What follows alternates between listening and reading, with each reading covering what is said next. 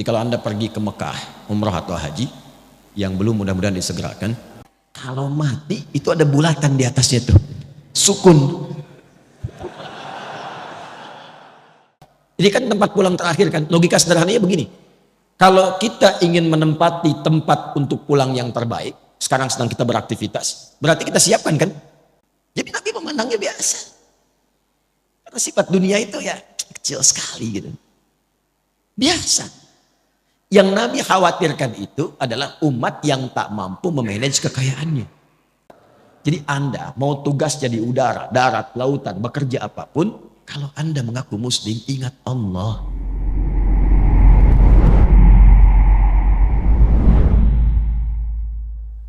Sejak langit dan bumi diciptakan, desain kehidupan itu setahun 12 bulan. Kalau Anda ingin tahu ketentuan yang lurus dalam agama, dalam konteks ini disebut din. Din itu yang menunjukkan pada kebaikan. Din itu yang mengatur supaya tertata. Kenapa din itu dinamakan dengan din, kemudian disebut dengan Islam? Inna dina indallahil. Seakan memberikan kesan Islam itu bukan cuma agama. Agama itu kan bahasa Sanskerta, tidak rusak kan? A-nya tidak, agama itu rusak. Menjaga supaya tidak rusak. Nah, din itu maknanya lebih daripada itu. Kenapa disebut Islam? Ingin memberikan kesan ketika Anda mengaku muslim, agama Anda apa? Islam. Itu bukan sekedar nama. Tapi dengan Anda menjadi muslim, mengikuti tuntunan Islam, maka menjaga Anda supaya hidupnya tertata. Supaya terarah. Hidup berkualitas. Makanya orang dulu masuk Islam itu hidupnya lebih berkualitas. Lebih baik. Silahkan cek. Kalau dia penuntut ilmu, pasti ilmunya meningkat, jadi lebih pintar, bahkan jenius.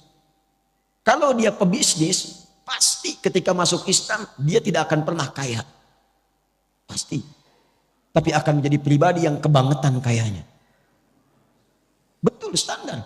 Itu pebisnis muslim itu kalau dagang, nggak pernah balik modal. Selalu balik untung. Betul. Kenal Abdurrahman bin Auf?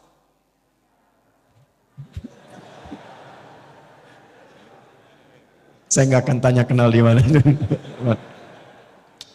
Saya itu riset ilmiah. Ini dipertanggungjawabkan dan disidang oleh profesor-profesor di satu kampus. Singkatnya begini, saya riset perbandingan pra-Islam dengan pasca-Islam. Abdurrahman bin Auf, singkatnya saat masuk Islam, itu dalam bisnisnya yang berkah itu, kalau dikonversi ke sekarang, aset dan semuanya, itu nilainya 72.000 triliun. Elon Musk belum ada apa-apa. Dan baru turun kemarin jadi 2.800-an. Jeff Bezos 1.800-an. Triliun. Itu belum ada apa-apanya, baru kaya. Abdurrahman bin Auf itu kebangetan kayanya. Kebangetan. Kapaknya terbuat dari emas. Tapi masuk surga juga. Ya, daripada miskin gak jelas kan? Luar biasa. Jadi semua orang itu jadi orang hebat. Terus yang tadinya itu angkuh jadi orang yang tegas. Yang sombong jadi tawadu. Semua berubah. Itulah muslim. Jadi kalau hari ini ada yang mengaku orang Islam, kok bisa kata-katanya menjadi kotor? Kakinya melangkah pada yang tidak baik. Masa depan tidak tertata. Nggak tahu kegiatan apa yang mau dikerjakan. Berarti ada yang belum sempurna dalam keislamannya. Nah, ini yang menjadikan kita diminta oleh Al-Quran, coba tata supaya lurus. Dzalika dinul qayyim. Qayyim itu kan lurus, tegak, berkualitas, benar. Sifatnya disebut dengan qiyam.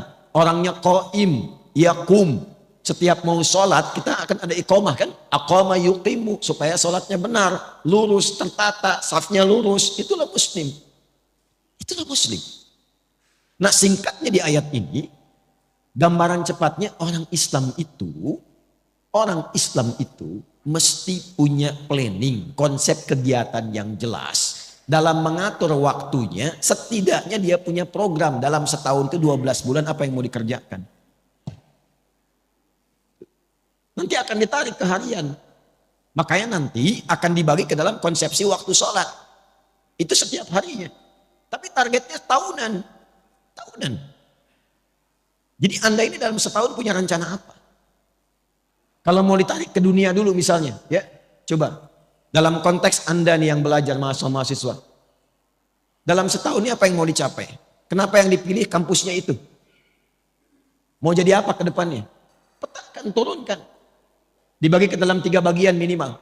Makanya minha arbaatun hurum. 12 dibagi 4. Berapa? 3. Jatuhnya per trimester. 3 bulan, 3 bulan, 3 bulan. Bagi 4 bagian. Dievaluasi. Sudah tercapai belum? Tercapai belum? Apa yang harus dilengkapi? Apa yang harus dikurangkan? Target IPK berapa? Diturunkan. Bisnis demikian. Dalam setahun evaluasinya bagaimana? Itu standarnya. Itu paling rendah, paling standar. Nah, semakin tinggi lagi imannya, maka dia melampaui batas-batas dunia. Itu targetnya langsung akhirat. Targetnya langsung apa? Akhirat. Jadi cara menyusunnya begini. Mohon izin, saya tidak bermaksud mengajari, hanya menuangkan apa yang Al-Quran berikan petunjuk kepada kita.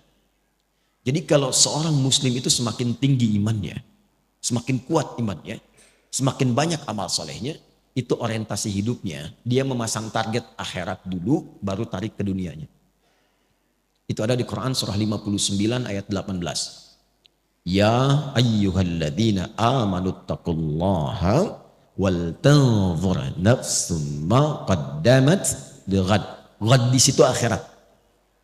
Ghad di situ maksudnya akhirat. Ya, saya terangkan dengan ilmu nahwu dulu supaya cepat ya.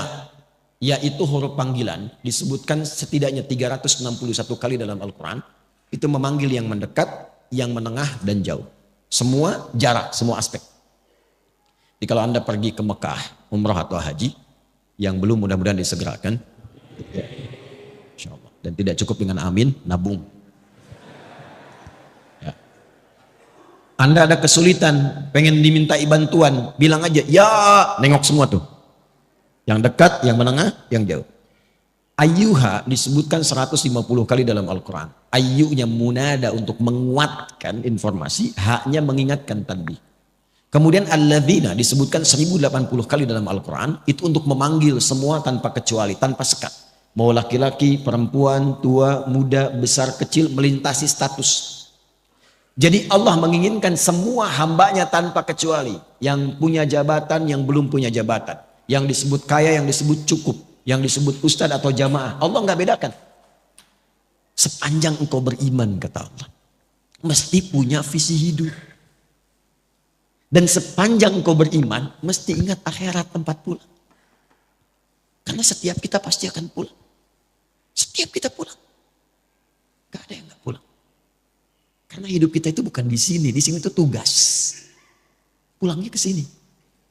Walal akhiratu khairul laka minal ula. Nanti ke sini. Ini bukan tempat kita di sini. Sadari itu, kita terus sedang bertugas. Fil ardi itu membawa misi. Pulangnya akhir.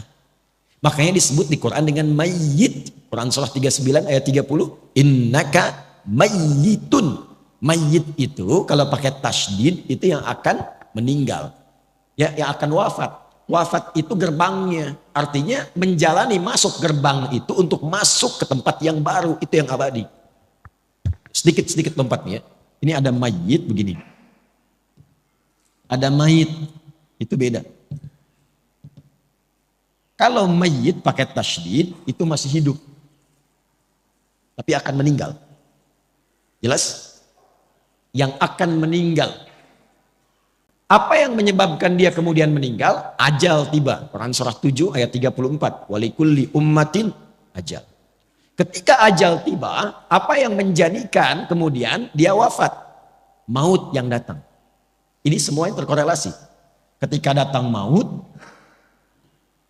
dia mengambil tasdidnya nih. Ini bukan ilmu takatik ya.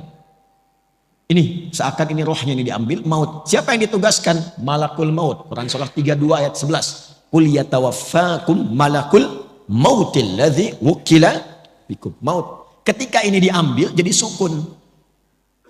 Nah, kalau sudah mayitun meninggal.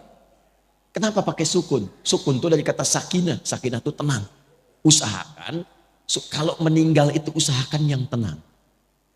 Yang nyaman, yang husnul khatimah. Ya ayyatuhan nafsul mutmainnah. Hei jiwa-jiwa yang tenang. Ya, makanya dulu orang Jepang saja waktu bikin film kartun itu dan ditulis dalam tadinya komik ya. Susuke Watanabe itu 96 pernah membuat komik namanya Dragon Ball itu yang kemudian difilmkan. Itu kalau Piccolo di Kamehameha sama Son Goku kemudian mati, di atasnya ada bulatan kan. Pernah inget gak? Saya nggak suka film, nggak suka nonton, cuman saya suka riset kenapa begini, kenapa begitu. Bayangkan orang belum beriman saja sudah sadar kalau mati itu ada bulatan di atasnya tuh, sukun. Semakin tinggi imannya dan dia sadar, ya ayyuhalladzina, pakai alladzina, kita ini akan wafat. Dipanggil oleh Allah imannya. Dipanggil, harus punya visi. Baik engkau yang merasa imannya itu, maaf, lemah sehingga jauh dari Allah. Ya, kan orang lemah itu kalau lemah iman, rasanya malu kalau mau ibadah, seakan jauh. Ya kan? Mau ngaji malu, mau ke masjid malu gitu ya. Ada yang standar menengah, standar. Ada yang kuat, saking kuatnya, Masya Allah cepat. Ilustrasi gampangnya itu waktu sholat. Kalau ingin kita mengukur tingkat kekuatan iman, gampang, cek dalam sholat. Itu standar Quran. Quran surah ke-8 ayat kedua. Innamal mu'minuna alladzina idza dzukirallahu wajilat qulubuhum. Sungguh insan beriman itu bisa dicek standarnya. Kalau disebutkan nama Allah, ada getaran dalam jiwanya. Konfirmasi iman. Nah, Allah menyebutkan namanya itu lewat muadzin dalam adzan, dipanggil. Adzan itu adzan dari kata udhun, telinga. Kenapa disebut adzan? Karena lafaz ini satu-satunya yang akan sampai ke telinga 24 jam berputar. Diperdengarkan nama Allah setiap berganti waktu. Baru bangun disebutkan. Siang disebutkan, sore disebut sampai malam. Untuk dilihat standar iman dalam sehari itu bagaimana kualitasnya. Karena kata Nabi, nanti ada yang yusbihu mu'mina wa yumsi kafira. Paginya kuat, sorenya lemah, bahkan ada yang kufur. Allahu akbar, Allahu akbar. Ya. Kita ambil misalnya zuhur jam berapa? Subuh jam berapa? 4.24, 4.22 terjadi perbedaan pendapat. Ya kita ambil pas dekat komat lah 4.25 misalnya. Nah ini kalau azan 4.25, Allahu akbar, Allahu akbar, Anda langsung sadar, ya Allah azan, saya siap-siap. Nah itu kualitas imannya standar. Standar. Belum kuat. Tapi kalau dari jam 4 Anda sudah siap-siap, belum dipanggil, sudah ada getaran untuk merespon. Itulah iman yang kuat. Tapi kalau dipanggil 4.25, Anda baru sadar 5.24.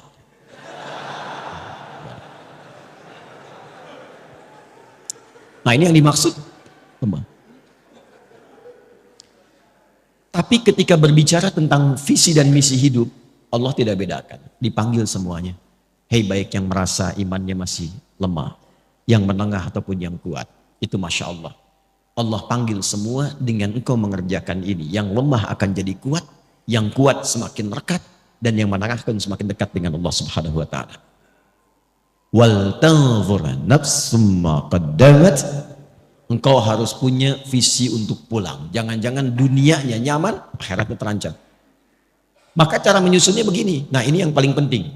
Kalau kita ingin menjalani aktivitas dunia supaya nyaman, jadi apapun silakan. Ini tidak merubah status Anda. Yang wali kota tetap wali kota, yang camat tetap camat, yang dosen tetap dosen, nggak berubah. Tinggal Anda ingin upgrade atau tidak. Saking pentingnya bunyi itu ya, mengingatkan. Ya suruh nanti saya terangkan. Tarik ini sampai ke masa kita sekarang. Dari sini dulu, dari akhirat. Ini kan tempat pulang terakhir kan. Logika sederhananya begini. Kalau kita ingin menempati tempat untuk pulang yang terbaik, sekarang sedang kita beraktivitas, berarti kita siapkan kan? Tempat yang bagus, kalau pulang nyaman, tempatnya enak dan sebagainya. Nah Allah sudah menawarkan melalui Rasulullah, ada 8 tempat indah saat pulang di akhirat. 8 jenis.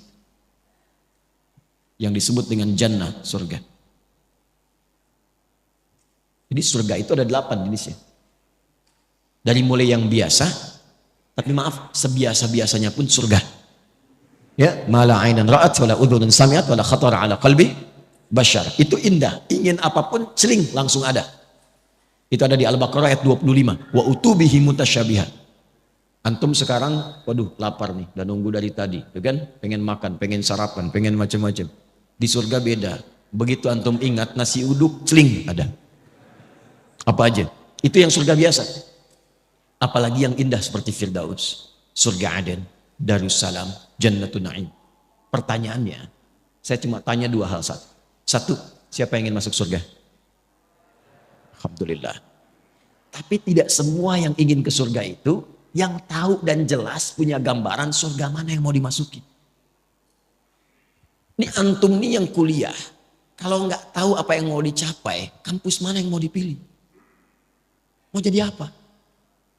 Anda kalau nggak punya visi, untuk apa Anda bekerja beraktivitas, akan bingung apa yang mau dikerjakan, hasilnya apa yang mau diraih.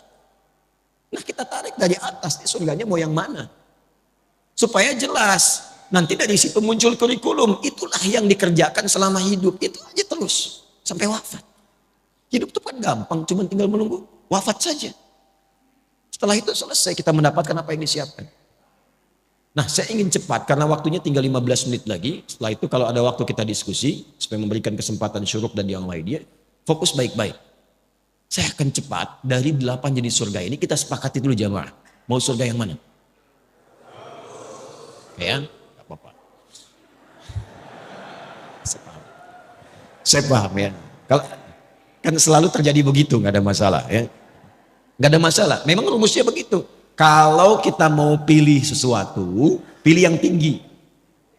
Sehingga nanti effortnya dari dalam diri kita itu semakin kuat ingin mencapai. Jadi kalau nggak nyampe, nyangkutnya masih deket-deket. IPK 4. Target belajarnya itu kuat. Kalau nggak nyampe, nyangkutnya ya 3,9, 3,8. Jadi kalau mau target surga, targetkan yang tinggi. Sebab kalau yang biasa-biasa, yang penting ke surga ya nggak apa-apa. Kalau nggak nyampe, nyangkutnya di mana? Jadi Firdaus. Sudah? Oke, tarik ke sini. Tinggal keluarkan di Al-Quran kurikulum surga Firdaus. Tunggangi aktivitasnya di bumi. Dan alhamdulillahnya nggak pernah disebutkan dalam Quran hanya kiai, hanya ustadz, hanya habib, hanya tokoh, hanya ulama masuk surga ini. Tidak. Allah turunkan dalam bentuk sifat dan kegiatan kurikulum. Quran surah ke-23 ayat 1-9.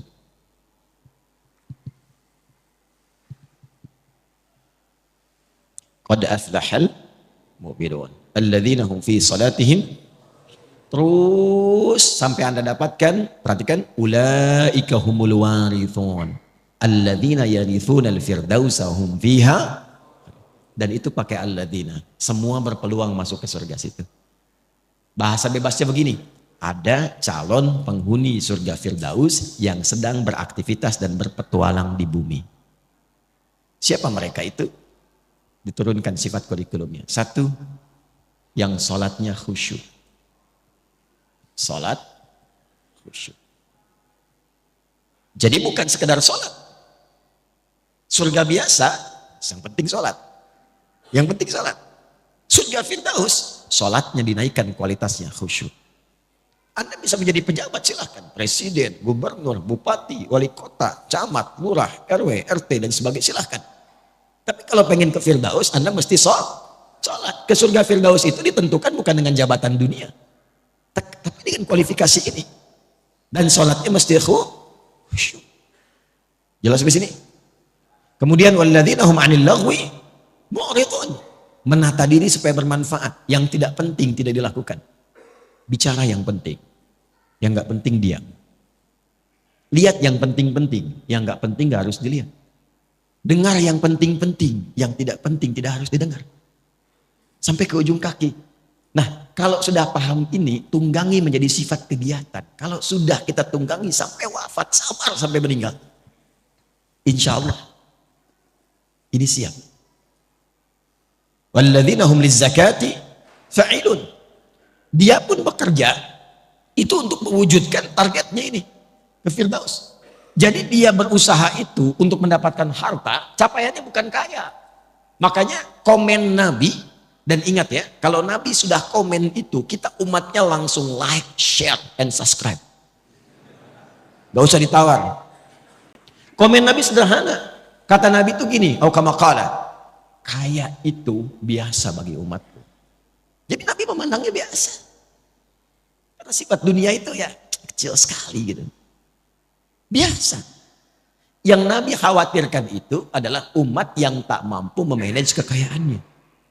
Nah, calon penghuni surga Firdaus ini, dia pun kalau berbisnis, berdagang, berusaha untuk kaya, bukan sekedar kaya, kayanya itu untuk beramal, lizakat, minimal untuk zakat. Jadi bukan untuk memenuhi dunianya. Dan ketika Anda mengejar akhirat, dunia pasti ikut. Demi Allah saya katakan, Anda kejar akhirat, dunia pasti ikut. Nggak ada ceritanya orang mengejar akhirat kehilangan dunia, itu nggak ada. Dan itu akan sesuai porsinya dengan kebutuhannya. Saya tanya Anda, zakat itu berapa persen? 2,5%. Itu yang standar ya. Standar pokok, 2,5%. Ya Allah, hamba sudah berusaha sholat semaksimal sampai hidup saat ini. Hamba ingin menaati-Mu ya Allah. Berikan kesempatan untuk bisa berzakat selama hidup. Hamba tidak minta banyak ya Allah. Hamba ingin surga Firdaus, setidaknya berikan kesempatan 25 juta aja bisa zakat. 25 juta aja bisa zakat. Zakat 25 juta. Tapi kan Allah kasihnya 1 miliar. 2,5% dari 1 miliar berapa? 25 juta kan? Jadi ketika Anda minta 25 juta untuk zakat, Allah kasih 975 juta lebihnya. Itu konsep dasarnya. Jadi kalau Anda niatkan yang bisnis, yang kerja untuk menaati Allah, untuk ibadah, mengikuti pedoman Rasulullah, dunia ikut. Nanti lebihnya tinggal dibagi untuk keluarga yang dekat, keluarga menengah, keluarga jauh. Disinilah muncul skema infak namanya.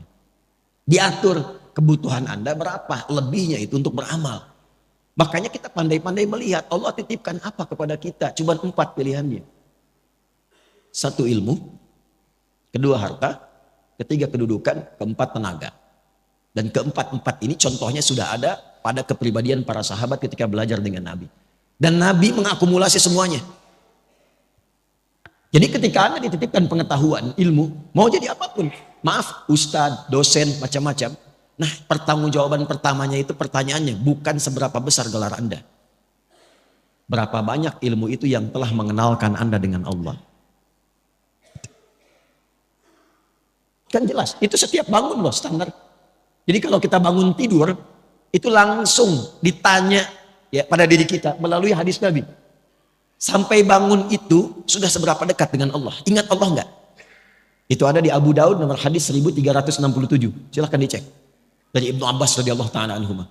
Itu kata beliau kalau Nabi bangun dari tidurnya, kana Nabiyyu sallallahu alaihi wasallam idza istaiqadha bin naumihi fajalasa. Kalau Nabi bangun dari tidur duduk dulu. Enggak langsung, jangan langsung beraktivitas, duduk supaya tenang.